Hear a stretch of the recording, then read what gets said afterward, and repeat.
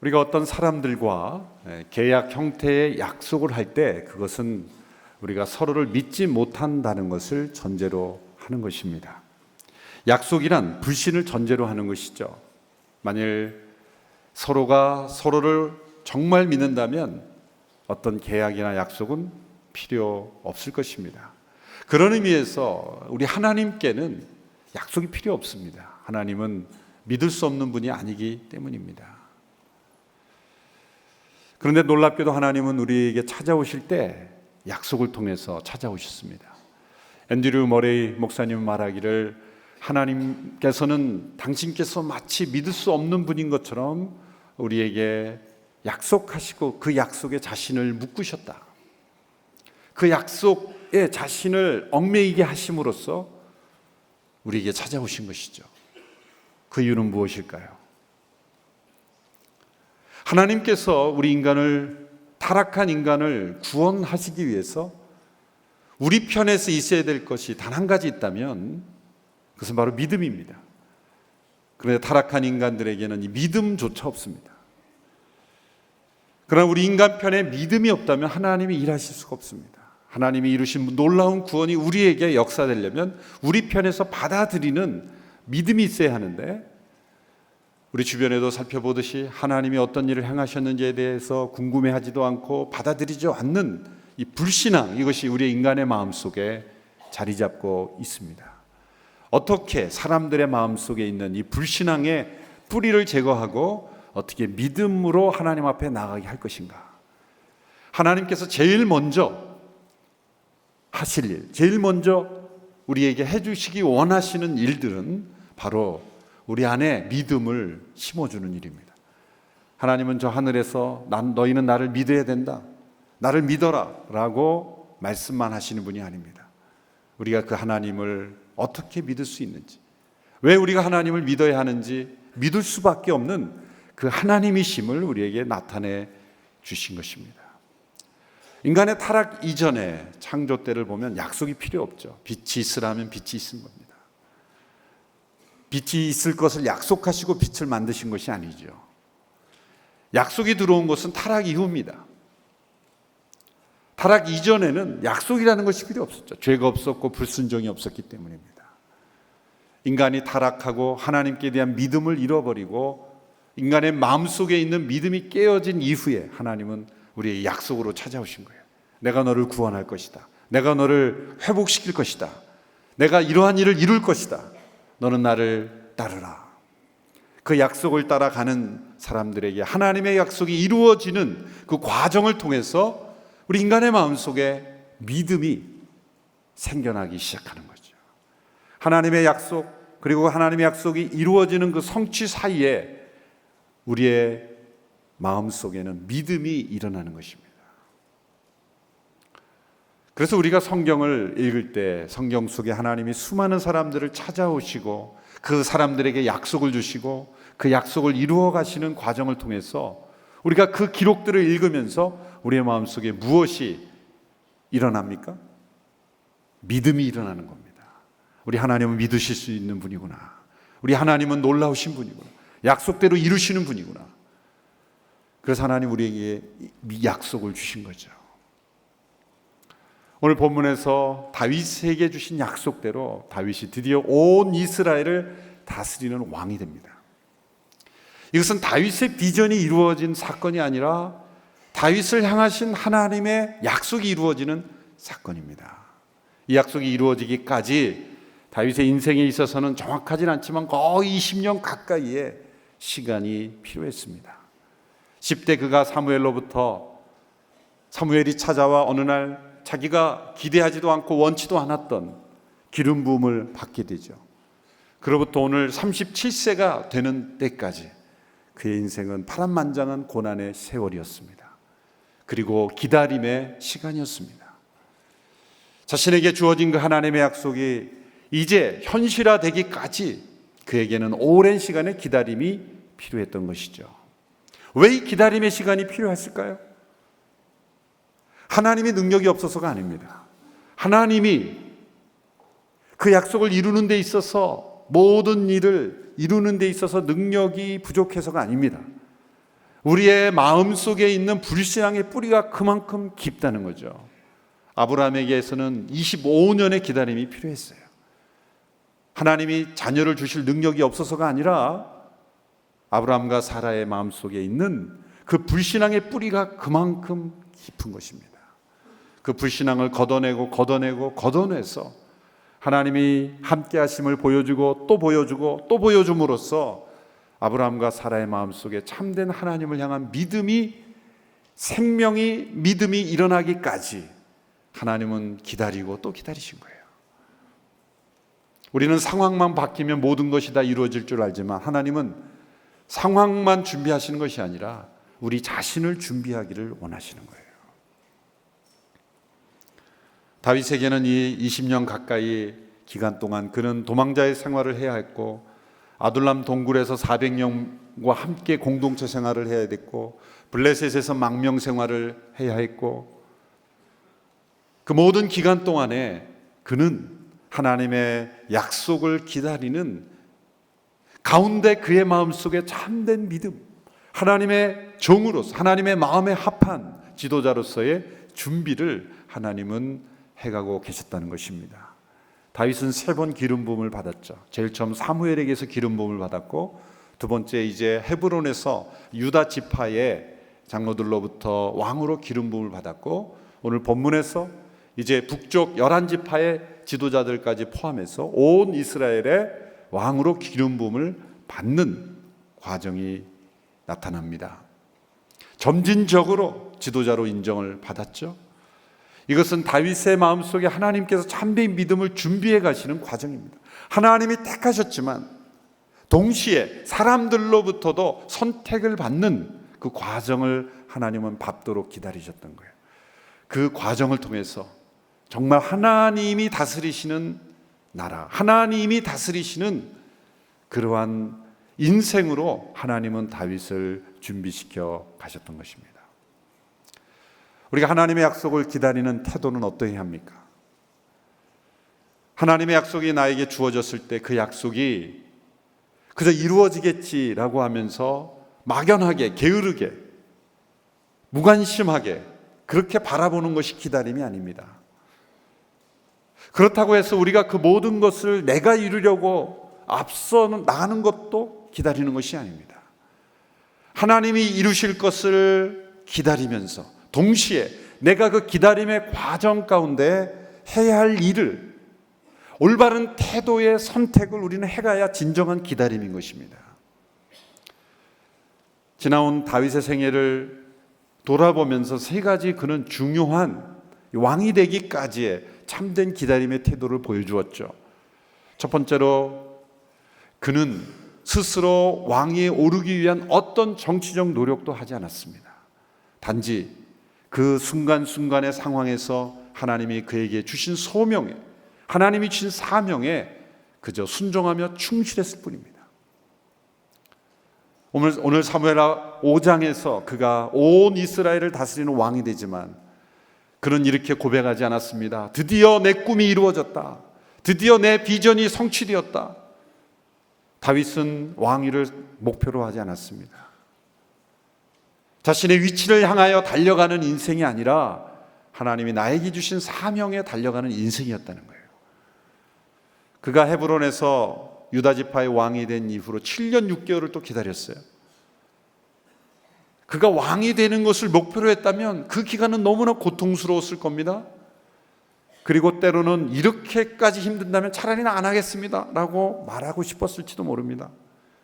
그러나 그가 이 기간이 고통의 기간이 아니었던 것은 그는 사명에 충실한 인생을 살았기 때문이에요.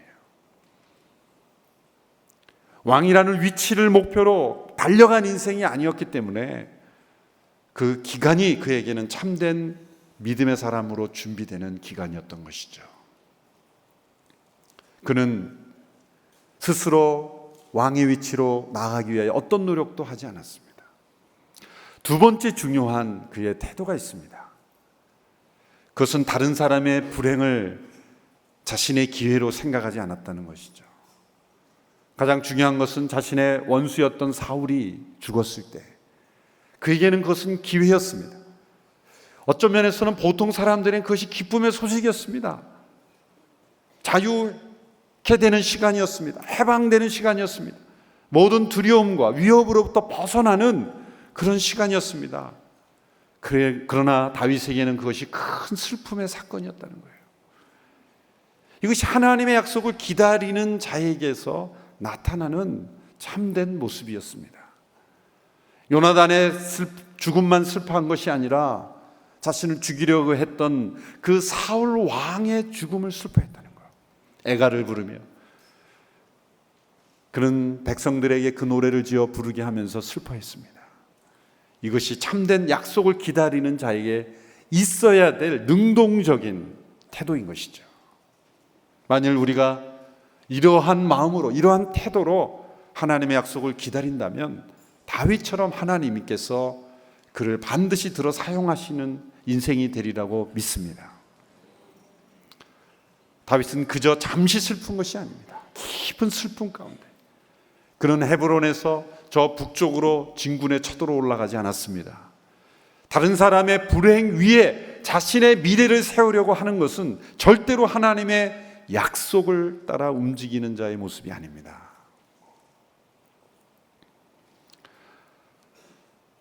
얼마 전에 저희 캠퍼스 가운데 한 캠퍼스가 어떤 그 예배당을 준비하고 이동해야 되는데 주변에 경매로 나온, 요즘은 경매로 나온 물건들이 많잖아요. 그래서 그 물건을, 그 건물을 들어가야 될 것이냐 말 것이냐, 사야 될 것이냐 결정할 때 당의 운영의 장로님들 가운데, 물론 그것을 경제적인 논리로 하면은 충분히 이해될 수가 있겠지만, 교회가 예배당을 준비하는데 다른 사람이 어려워져서 경매로 나온 곳으로 우리가 들어가는 것이 과연 합당한가? 그런 어떤 의견이 나왔을 때 참 감동을 받았어요. 저는 조금이라도 싼 데로 들어가서 가면 되겠지라고 생각을 하는데, 우리의 마음속에 다른 사람의 불행을 기초로 해서 나의 미래를 쌓겠다라고 하는 것, 그것을 기뻐하고 그것을 나의 기회라고 여기는 태도가 아니라 그 자리에 머물러서 그것을 함께 슬퍼하고 그것을 안타까워하고 나의 일인 것처럼 슬퍼하고 있을 때 하나님은 그 속에서 우리 안에 참된 믿음을 형성해 가신다는 것, 이것을 다윗의 생애를 통해 보여주죠. 뿐만 아니죠, 이 북쪽 11지파를 실제적으로 장악하고 있던 아브넬이라고 하는 사람이 있습니다. 사울의 사촌 동생이고 또 명목상의 왕이었던 이스보셋이라고 하는 그 사울의 아들이지만 너무나 무능력하고 왕의 자격이 없는 이스보셋을 허수아비 왕으로 세우고 실제적인 통치는 이 아브넬이라고 하는 군사령관이 다 했죠. 근데 이 사람은 아주 극도의 기회주의자입니다. 이스보셋이 능력이 없는지도 알면서도 그를 세운 거예요. 실제적으로는 자기가 다 통치하기 위해서. 그러나 상황을 딱 보니까 이제 북쪽은 망하게 될 것 같고, 헤브론에 있는 다윗의, 정말 이 다윗이 하나님이 함께 하심을 뭔가 보지 않습니까? 능력이 있다는 걸 알지 않습니까? 그래서 다윗에게 슬슬 협상을 하죠.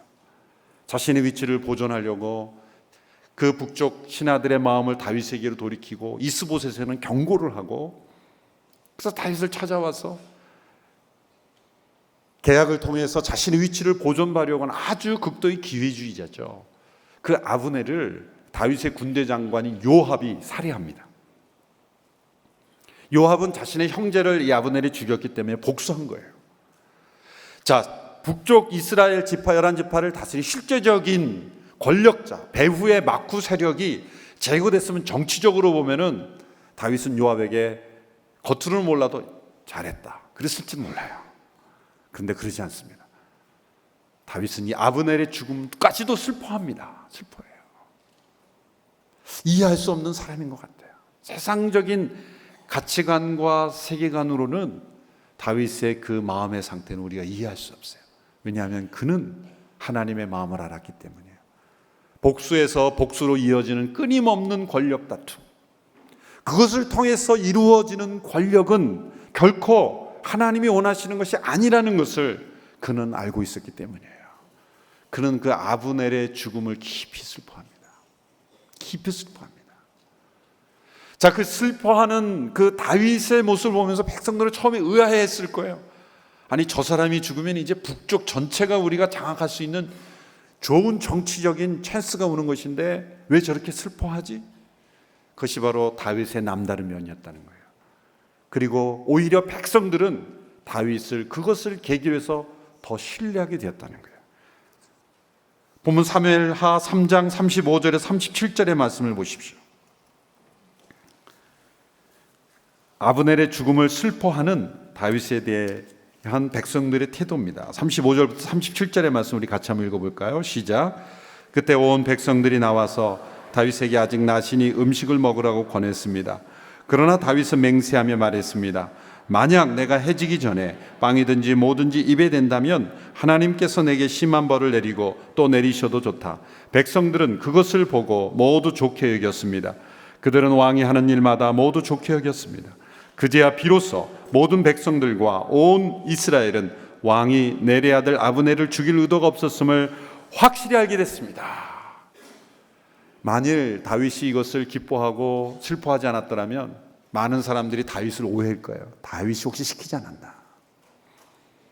다윗이 이런 정치적인 어떤 의도, 전략적으로 그가 억지로 슬퍼한 것은 아니에요. 그러나 진심으로 북쪽 이스라엘 지파들을 다스리는 권력자 중에 한 사람인 아브넬이 죽은 것을 진심으로 한 동족이요, 한 지도자요, 그 아브넬의 죽음을 슬퍼하는 다윗의 모습을 보면서 다윗의 마음속에 있는 그 순수한, 다윗이 죽이려고 한 것도 아니고 그는 정말 하나님의 마음을 품고 있구나. 백성들로부터 더 큰 신뢰와 존경을 받게 되었다는 거죠. 뿐만 아니라 세 번째, 다윗은 이 기다림의 과정을 통해서 그 다윗 왕위를 이용해서 자기에게 가까이 나와 자기의 욕심을 얻으려는 사람들을 철저하게 그는 용납하지 않습니다. 제일 먼저 나타난 사람이 누굽니까? 사울과 요나단이 전쟁터에서 죽었을 때 그 죽어있는 사울이 죽어있는 모습을 보고 발견한 아말렉 한 사람이 그 사울의 그 면류관, 팔찌 이런 것을 가지고 와서, 증거물을 가지고 와서 다윗에게 거짓말을 하죠. 전쟁이 있을 때 사울이 중상을 입은 것까지는 사실인데 자신에게 죽여달라 그랬다고. 그래서 자기가 죽여줬다고. 그러면서 속으로는 잘했죠. 그러면서 이제 다윗에게 인정을 받으려는 거죠. 다윗이 진노합니다. 내가 감히 하나님의 기름 부은 받은 종을 죽였느냐? 너도 마땅히 죽어 마땅하다. 그 종을 죽이죠. 그 아말렉 사람을 죽입니다. 뿐만 아닙니다. 북쪽 이스라엘 지파 11지파를 다스리고 있던, 이게 사무엘하 3장 4장에 나오는 사건들입니다. 11지파를 다스리고 있던 명목상의 왕, 정말 힘이 없는 왕이었지만 이스보셋, 사울의 아들이었던 이스보셋을 그의 신하 레갑과 바하나라고 하는 그 형제 신하가 암살합니다. 그리고 이스보셋의 끔찍하지만 머리를 잘라서 다윗에게 가져온 거예요. 우리가 당신에게 충성하길 원합니다. 당신이야말로 왕입니다. 우리가 이스보셋을 당신을 위해서 제거했습니다. 보통 세상의 왕이라면 적당히 보상도 해주고 칭찬도 해줬을 거예요. 내가 나를 위해서 그렇게 일했더니 수고했다. 다윗은 그 두 사람마저도 용납하지 않습니다. 징벌을 내립니다. 그들이 이스보셋을 죽인 것보다 더 큰 징벌을 내립니다. 자신을 위해서 충성하겠다고 하고, 자신을 위해서 일하겠다고 하고, 자신을 위해서 그렇게 헌신하겠다고 하는 다가오는 그 사람들에게 다윗은 냉정합니다. 심지어 아브넬을 죽인 자신의 군대 장관 요압을 저주합니다. 모든 이 피가 너의 집과 가문에 돌아갈 것이다. 요압을 아주 냉혹하게 저주하죠. 요압이 굉장히 아주 상처받았을 거예요. 내가 누구를 위해서 이렇게 충성했는데. 여러분, 하나님의 뜻대로 하지 않는 충성은 오히려 우리가 서로가 서로를 망가뜨리게 한다는 거예요. 다윗은 자신에게 다가오는 자기를 위한다고 하는 충성을 가장한 하나님께 대한 불순종의 사람들을 절대로 용납하지 않았어요. 이것이 바로 이 약속을 기다리는 다윗의 그 기다림의 과정 속에 다윗이 보여준 모습이에요.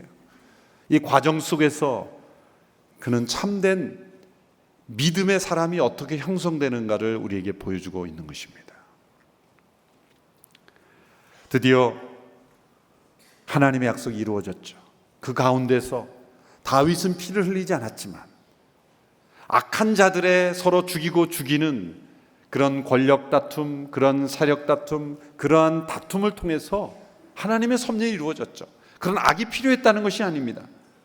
그러나 다윗은 선한 마음, 하나님이 기뻐하시는 마음, 자신의 원수까지의 죽음까지도 슬퍼하는 마음, 정말 하나님의 권위를 끝까지 인정하는 마음, 자기 스스로 어떤 노력도 하지 않는 그런 마음, 그리고 불의하게 자신에게 다가오는 사람들을 용납하지 않는 그런 순전한 마음으로 기다리고 있었지만 다윗 주변은 다 정리됐어요.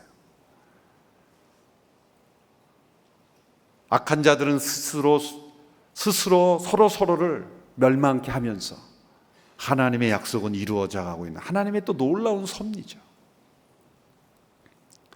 드디어 온 이스라엘 지파의 장로들이 다 다윗 앞에 헤브론에 찾아와서 다윗을 왕으로 기름 붓습니다. 그것이 5장 1, 2절의 말씀입니다. 우리 같이 한번 읽어보겠습니다. 시작. 이스라엘의 모든 지파가 헤브론으로 와서 다윗에게 말했습니다. 우리는 왕의 혈족입니다. 전에 사울이 우리 왕이었을 때 이스라엘 군대를 이끌어내기도 하고 다시 데리고 들어오기도 한 분은 왕이었습니다. 그리고 여호와께서 왕께 너는 내 백성 이스라엘의 목자가 되고 이스라엘의 통치자가 될 것이다 라고 말씀하셨습니다. 자, 이스라엘 장로들의 말을 들어보면 이들도 하나님께서 다윗에게 왕위를 약속하셨다는 것을 이미 알고 있었다는 걸 알 수가 있죠. 그런데 왜 지금까지 7년 6개월 동안이나 그들은 움직이지 않고 가만히 기다렸습니까? 자신의 이익 때문이죠.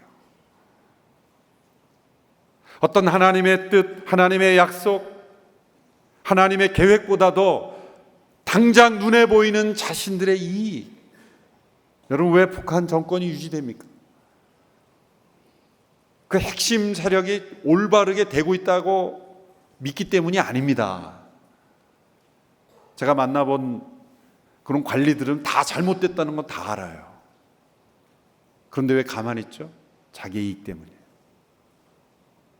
이게 지금 올바른 상태가 아니라는 걸 다 알지만, 그러나 이 리더십들처럼 무엇이 올바른지, 무엇이 공의로운지, 무엇이 선인지 보다도 더 중요한 것은 지금 당장 나에게 무슨 어떤 영향이 미칠까, 어떤 유익이 돌아오냐, 어떤 불이익이 돌아오냐, 그게 더 중요한 거예요. 그것이 그들의 안경이 됐고 그들의 선택이 되었던 거죠. 결국 이스보셋도 죽고 아브넬도 죽고 북쪽 이스라엘 지파가 완전한 위기에까지 처해 있을 때야 그들은 비로소 굴복하고 나오는 거예요. 그러므로 이 북쪽 이스라엘 모든 지파의 사람들이 다윗에게 나온 것은 하나님께서 그들을 굴복시키신 거예요. 하나님의 뜻 앞에 굴복한 거예요. 다윗이라는 어떤 한 사람에게 복종한 것이 아니라 하나님의 뜻에 온 이스라엘 지파 사람들이 다 굴복하게 된 거예요. 이것은 하나님의 약속이 이루어지는 거죠. 다윗에게만 주어진 하나님의 약속이 이루어진 것이 아니라 이미 창세기에 야곱의 유언을 통해서 주신 약속을 이루어지는 거죠. 그 약속을 한번 읽어보실까요? 창세기 49장 8절에 이러한 약속이 야곱의 유언을 통해서 주어졌었습니다. 창세기 49장 8절의 말씀을 보시면 함께 읽습니다. 시작. 유다여, 내가 내 형제들에게 칭송을 받으며 내 손이 내 원수들의 목을 잡기를 바란다. 내 아버지 아들들이 내게 절할 것이다. 야곱이 12아들을 축복하는 가운데 유다를 그렇게 축복했죠. 내 아버지의 아들들이 내게 절할 것이다. 모든 지파 사람들이 유다 지파에게 절할 것이다. 이것이 바로 다윗에게서 이루어지는 거예요. 유다 지파의 자손인 다윗에게 이루어지는 거예요. 그러면 하나님의 계획은 다윗 선택하기 이전에 이미 오래전부터 하나님이 유다 지파의 자손인 다윗의 후손인 예수 그리스도, 그 예수 그리스도를 통해 이루시는 하나님의 나라에 대한 계획을 이미 가지고 계셨다는 것을 우리가 알 수가 있습니다. 온 이스라엘의 왕으로 세워진 다윗 왕국의 성공과 번영의 이유를 이렇게 설명합니다. 오늘 보면 5장 10절의 말씀입니다. 우리 같이 함께 읽도록 하겠습니다. 시작. 그는 점점 강대해졌습니다. 전능하신 하나님 여호와께서 그와 함께 하셨기 때문입니다. 너무나 중요한 말씀입니다. 그가 점점 강대해진 이유가 무엇입니까? 전능하신 하나님께서 그와 함께 하셨기 때문입니다. 어떻게 함께 할 수 있었습니까?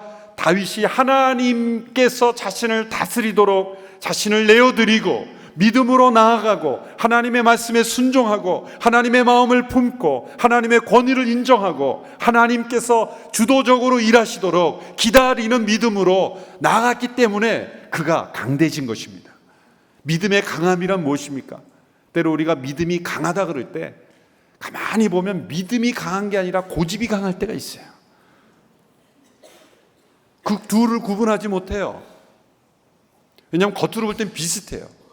믿음도 에너지가 있고 고집도 에너지가 있어요. 무엇인가를 열심히 해요. 포기하지 않아요. 절대 굽히지 않아요. 그런데 믿음은 하나님께로 나가고 고집은 밑으로 내려가는 거예요. 고집은 겉으로는 믿음처럼 보이지만 시간이 흘러갈수록 더욱 상처와 다툼과 분열을 맞아요.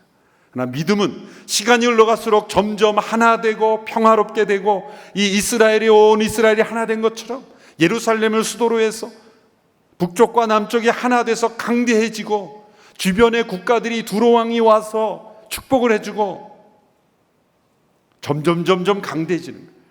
유진 피터슨 목사님은 이 강대해졌다는 표현을 이렇게 번역합니다. 더 큰 걸음과 더 큰 넓은 포용으로 전진해 나갔다. 우리의 믿음이 강해진다는 게 뭡니까? 더 많은 사람들이 나를 통해 하나님을 알게 되는 거죠. 더 많은 사람들을 하나 되게 하는 것입니다. 내 생각, 내 주장이 옳다라는 고집으로 강해지는 믿음이 강해지는 게 아니에요. 그건 자기 확신이요, 자기 의요, 자기 주관일 뿐이에요. 여러분, 우리가 믿음의 연륜이 깊어갈수록 점점 우리가 하나님이 함께 하심으로 강대해진 우리 모두가 되기를 축원합니다. 그것은 내 생각과 의지가 강해지는 것이 아니라 하나님이 일하실 수 있는, 하나님이 나를 통해 움직일 수 있는 하나님의 약속을 따라 기다림의 믿음으로 우리가 나아가는 그런 강대함. 그 강대함에는 수많은 사람들이 하나 되고 많은 사람들이 축복을 받고 존귀함을 얻게 되고 심지어 원수였던 사울과 아브넬 같은 사람도 존귀함을 받고 그 안에는 어느 누구도 소외되거나 제외되거나 배제되거나 갈등이나 분열이 없이 다윗 통치하에 온 이스라엘이 하나되고 주변의 모든 국가들이 두려워했던 것처럼 우리 하나님의 백성들이 그렇게 강대해질 때 세상은 교회를 두려워하는 거예요. 정치적인 세력으로 표를 의식해 두려워하는 게 아니라 그 공동체 임재하심 때문에 세상이 두려워하는 거예요. 하나님이 함께 하시기 때문에. 우리의 인생은 보통 인생이 아닙니다. 전능하신 하나님이 함께 하시는 인생입니다. 단 조건이 우리가 믿음으로 하나님이 일하시도록 기다림을 통해 하나님의 약속을 따라 살아가는 우리들에게는 전능하신 하나님이 함께 하심으로 다윗이 강대했던 것처럼 저와 여러분의 인생과 가정과 교회가 점점 강대해질 줄로 믿습니다.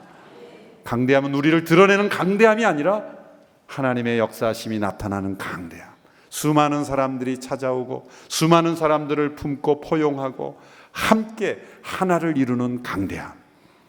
그런 강대함이 우리 모두에게 있게 되기를 주님의 이름으로 축원합니다.